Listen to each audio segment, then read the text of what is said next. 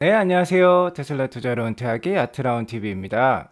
네, 오늘 테슬라 주가가 나스닥의 큰 급락과 함께요. 다시 700불대에 진입을 했습니다. 저 역시 이렇게까지 많이 떨어질 줄은 상상을 못했는데요. 아무튼 저는 다시 기회가 왔다고 생각합니다. 재테크에 성공하려면요. 지금 같은 기회를 잘 노리셔야만 합니다. 오늘 마인드를 꽉 잡을 수 있는 그런 시간 한번 가져보도록 할게요. 네, 우선 시황부터 살펴보고 가야 되겠죠?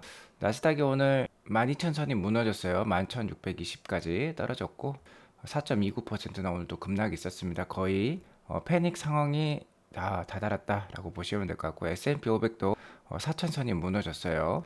자, 거의 뭐 사람들이 자 공포에 질려서 매도를 하고 있다라고 보시면 될 것 같습니다.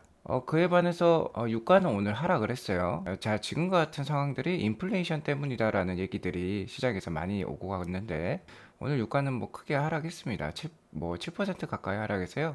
100불대 초반을 보여주고 있는데 시장은 크게 지금 놀랍도록 크게 하락한 상황이다라고 볼 수 있을 것 같고 금리도 자 3%를 넘으면서 지금 시장에 큰 부담을 주고 있긴 한데 오늘도 소폭 떨어졌다라고 보시면 될 것 같습니다. 이날 시장에 큰 충격을 줬던 거는 뭐 리비안과 같은 전기차 주식이라 할 수 있겠는데요. 리비안의 주요 주주 중에 하나인 포드가 리비안 지분을 약 8% 매각할 것이라는 소식이 전해지면서 리비안이 20% 이상 급락을 했습니다. 포드가 보유 중인 리비안 주식 1억 200만 주 중에서요. 800만 주, 즉 8%를 주당 26.9달러에 매각을 할 예정이라고 합니다. 리비안은 1분기에 1227대밖에 판매를 못했어요. 자, 이런 것들 때문에 지금 포드라든지 아마존에서도 리비안 관련 투자로 손실을 많이 보고 있는 중에 있다라고 보시면 될 것 같고요. 자, 내일 미국 시간으로 11일 미국 4월 소비자 물가지수 CPI가 발표될 예정인데요. 이 수치가 뭐 어느 정도 나올지는 정확하게 알 수는 없지만 한 8.5% 이하만 좀 나와줬으면 좋을 것 같다라는 생각을 하고 있습니다. 전월에 뭐 8.5%가 나왔으니까요. 아무쪼록 소비자 물가지수 CPI 지수가 좀 생각보다 예상보다 낮게 나온다라고 하면은 시장에 뭐 긍정적인 반응을 줄 수 있겠다라고 볼 수 있을 것 같습니다. 자, 금일 주요 이슈로는 테슬라 기가 상하이에서 4월 판매량 발표가 있을 예정입니다. CPCA에서 발표하는데 15,000대 정도가 예상이 되고 있어요. 아무래도 4월달 3주 정도 쉬었기 때문에 판매량이 상당히 낮게 나올 예정입니다. 만약에 기존대로 락다운이 없었다, 상하이 봉쇄가 없었다고 하면 한 7만 대 이상이 나와야 되는데 15,000대니까 상당히 낮은 수치고 이에 따라서 테슬라 주가가 미리 빠진 경향이 없지 않아 있지만 어, 오늘 장도, 그러니까 내일 장도 좋지 않을 가능성이 높겠다라고 말씀을 드릴 수 있을 것 같습니다. 맵을 살펴보면 전반적으로 다 빠진 모습이고요. 테슬라는 오늘 9%나 넘게 크게 빠졌습니다. 그리고 오늘 유가도 빠지면서요. 에너지 관련 주식도 큰 폭의 하락이 있었어요. 엑슨모빌도 7.88%나 하락하는 모습을 보여주었습니다. 오늘 반도체 섹터도 상당히 큰 하락이 있었고요. 뭐 AMD, 엔비디아 모두 9% 넘게 하락이 있었습니다. 자, 이렇게 안 좋은 장세에서는 역시 경기 방어주라고 할 수 있는 필수 소비재 영역들이 선방을 하고 있다라고 볼 수 있겠죠. 뭐 월마트라든지 펩시, 콜라, 그리고 뭐 담배 관련 주식들 오늘은 일부 좀 상승하는 모습으로 마감을 했다라고 보시면 될 것 같습니다. 뭐 리비안, 니콜라, 뭐 테슬라, 뭐 루시드 할 것 없이 전기차 주식들이 뭐 10% 가까이 큰 폭락이 있었고요. 전반적으로 성장주에서 큰 하락이 나오고 있습니다. 뭐 애플도 3.3%나 빠졌고요. 그리고 뭐 바이두라든지 징둥닷컴이라든지 이런 중국계 회사들도 뭐 상장 폐지 이슈가 있으면서 오늘도 크게 하락했다. 알리바바도 5% 넘게 빠졌네요. 자, 어쨌든 성장주에 큰 하락이 나오고 있다라고 볼 수 있을 것 같습니다. 오늘 테슬라가 뭐 9% 넘게 급락이 있었는데요. 700불대를 보여주고 있다고 했죠. 787불 정도로 마감을 했는데 가장 큰 이슈는 무엇보다도 역시 매크로 리세션 리스크라고 할 수 있겠죠. 뭐 경기 상황이 안 좋다, 리세션 그러니까 뭐 침체가 올 수도 있다. 나스닥이 전반적으로 뭐 한 4% 가까이 빠졌으니까 오늘 이렇게 테슬라도 큰 하락이 있다라고 할 수 있겠고요. 테슬라와 나스닥의 베타 값이라고 하죠. 약 한 2배 정도 됩니다. 나스닥이 한 4% 빠지면 테슬라가 8% 정도 빠지는 게 맞는데 오늘은 뭐 9% 넘게 크게 빠졌어요. 자, 이 이유는 뭐 오늘 리비안에 뭐 대량 매도가 있을 것이다라는 이슈로 전기차 주식 전반적으로 안 좋은 상황이었기 때문에 테슬라가 이에 동조를 했다라고도 볼 수 있겠고요. 일론 머스크가 오늘 트윗을 올린 게 있는데 이게 좀 안 좋은 영향을 준 것 같아요. 뭐 자기가 뭐 죽을 수도 있다라는 그런 위협을 받고 있다라는 트윗을 올렸습니다. 아무래도 러시아에 반대해서 우크라이나 편을 많이 들어주고 있었죠. 그래서 러시아가 또 좀 무서운 국가이지 않습니까? 그렇기 때문에 그와 관련해서 일론이 트윗을 올린 게 있는데 이게 좀 악영향을 준 거다라고 볼 수 있겠습니다. 아무튼 이러한 이슈들은 다 테슬라의 펀더멘털과 크게 상관없는 이슈다. 자, 이런 하락을 잘 활용해야 된다라고 다시 한번 말씀을 드리겠고요. 잠깐 나스닥과 테슬라 차트를 보고 가자면 일봉 차트로서 나스닥은 지금 11,600으로서 저점이 계속 하락하는 그런 안 좋은 하락 패턴을 보여주고 있고요. 계속해서 위기 상황이 지속되고 있다라고 볼 수 있을 것 같습니다. 일봉상으로는 뭐 계속해서 하락할 만한 모습이라고 볼 수 있겠죠. 다만 주봉상으로는 나스닥의 200일선이 1700 정도에 위치를 하고 있습니다.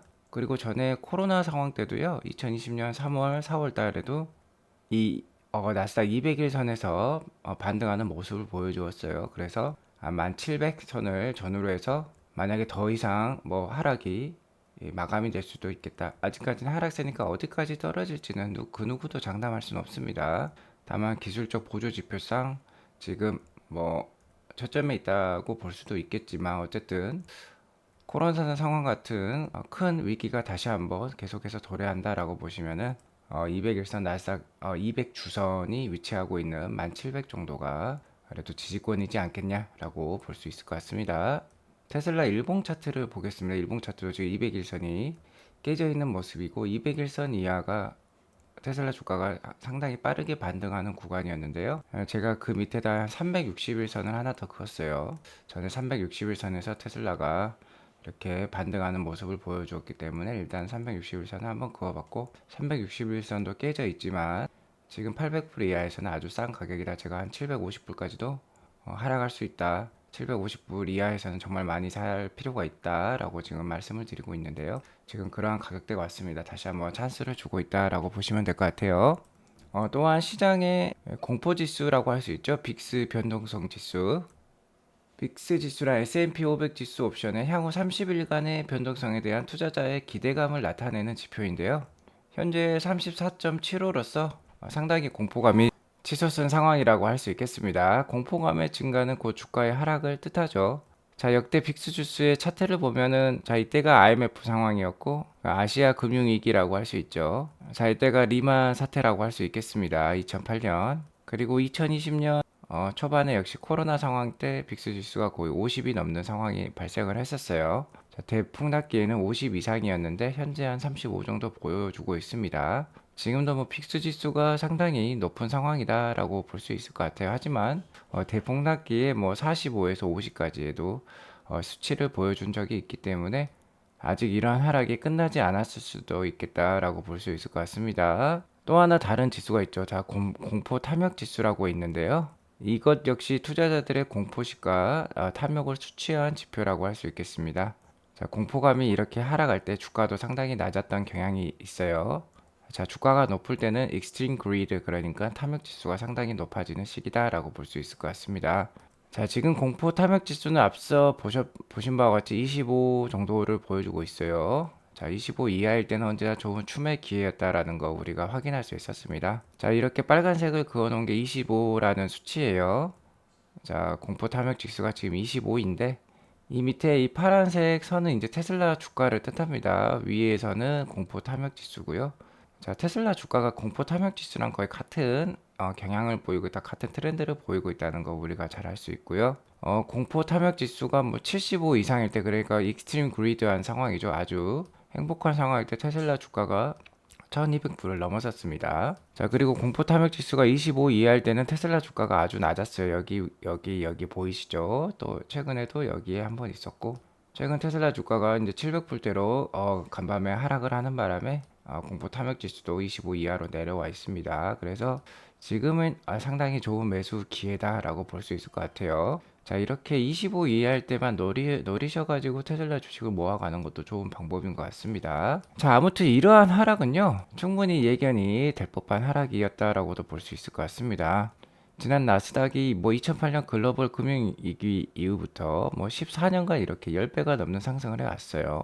자, 그렇기 때문에 한번 큰 하락이 나올 법한 시기였다라고 볼 수 있을 것 같고, 현재 6개월 넘는 나스닥 주가 하락이 있으면서 고점이라고 할 수 있는 16,200포인트에 28.3%나 급락 중에 있습니다.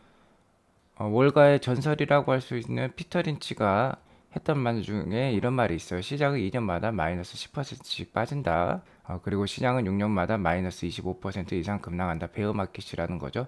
자, 지금 고점 대비 28% 급락을 나스닥이 했기 때문에 베어마켓이라고 할 수 있겠죠. 6년에 한 번 오는 그러한 주가 하락이라고 할 수 있는데, 따지고 보면 6년에 한 번 있는 기회라고 할 수 있겠습니다. 자, 시장은 그 누구도 예측을 할 수가 없다라고 투자의 대가가 얘기를 하고 있고요.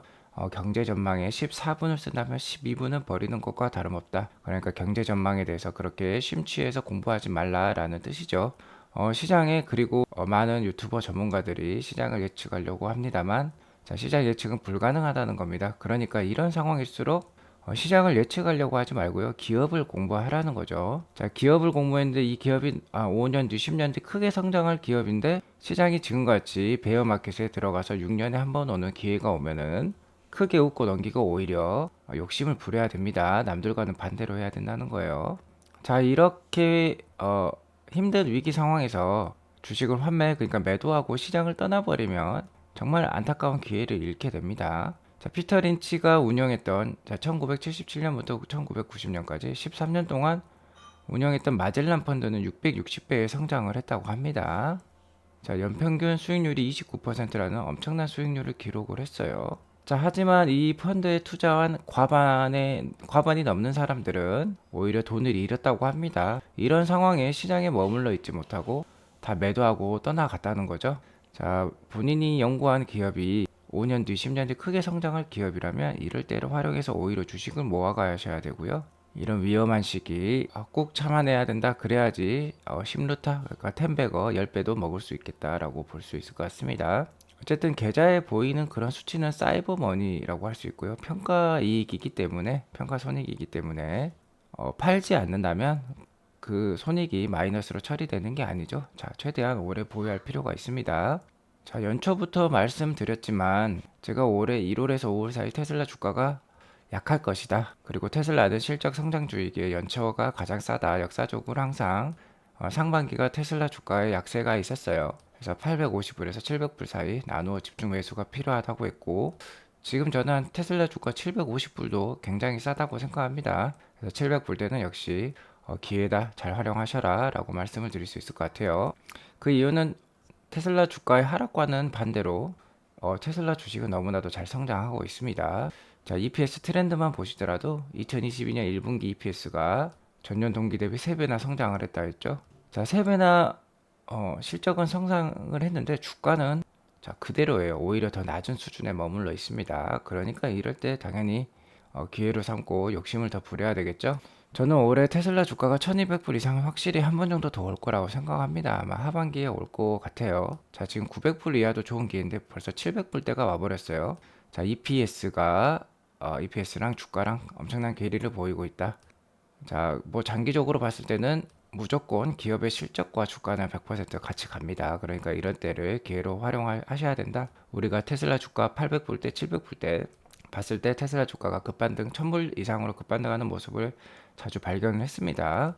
자, 그리고 테슬라는 현재 실적 성장뿐만 아니라 엄청나게 큰 포텐셜을 가지고 있는 회사예요. 자, 지금의 EV 시장에 테슬라 주가가 EV 성장과 함께 크게 상승한 것은 틀림없지만, 자, EV 성장보다도 더 앞으로 더 큰 성장들이 많이 남아 있습니다. 자, FSD 로보택시, 에너지, AI 로봇은 EV 산업이 이 정도 크기라면 100배도 넘는 크기의 성장 산업이라고 할 수 있겠죠. 그러니까 우리가 테슬라 주식에 장기적으로 투자할 필요가 있는 것이죠.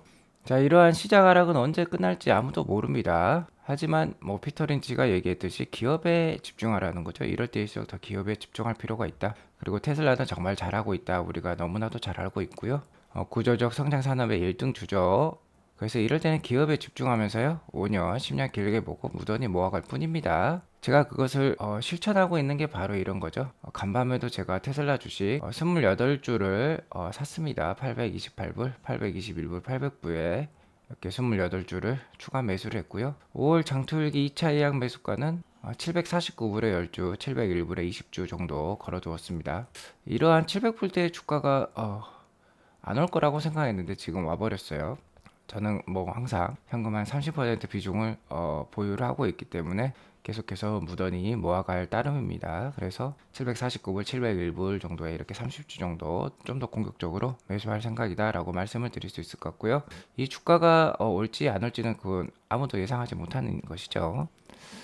오늘 새롭게 또 장이 열리면 테슬라 주가가 또 한번 약세를 보일 가능성이 또 높습니다. 물론 지금 애프터마켓에 테슬라 주가가 일부 좀 상승하는 모습을 보여주고 있네요. 790불이 넘어가고 있는데 오늘 우리나라 시간 오후 5시 정도에 기가 상하이에 4월 판매량이 나올 예정입니다. 아무래도 3주 가까이 쉬었기 때문에 15,000대 정도 판매한 걸로 나올 것 같은데요. 평소에 뭐 기가 상하이가 7만 대에서 8만 대 이상 이제 판매를 해야 되는 상황인데 15,000대밖에 안 나오니까 아무래도 오늘 테슬라 주가가 또 약세를 보일 가능성이 높습니다. 자, 그래서 저는 이렇게 2차 예약 매수가를 걸어둔 거고요. 매수가 되면 저는 오히려 좋겠어요. 자, 오늘도 좀 크게 하락이 나와서 또 한번 아직 테슬라 주식을 많이 못 가지신 분들에게 또 한번 매수 찬스를 주면 참 좋을 것 같다. 어차피 길게 뭐 5년, 10년 여유 자금으로 들고 갈 예정이면은 자, 이거는 기회라고 할 수 있겠죠. 자, 이렇게 주가가 많이 빠지니까 많은 전문가들이 뭐 최대 하락장 오고 있다고 얘기를 하고 있습니다. 뭐 2000년대 닷컴 버블, 2008년 글로벌 금융위기, 2020년 코로나 상황보다 더욱더 큰 규모의 하락장이 앞으로도 더 남아있다라고도 얘기가 나오고 있지만 이거는 그 누구도 장담할 수 없는 부분이죠. 자, 이분께서는 100억 달러 규모의 자산을 운영하신다고 하는데 현재 금융 리스크를 피하고자 자금의 절반 이상을 현금화했다고 합니다. 자, 하지만 이게 어떻게 결론이 날지는 모르겠어요.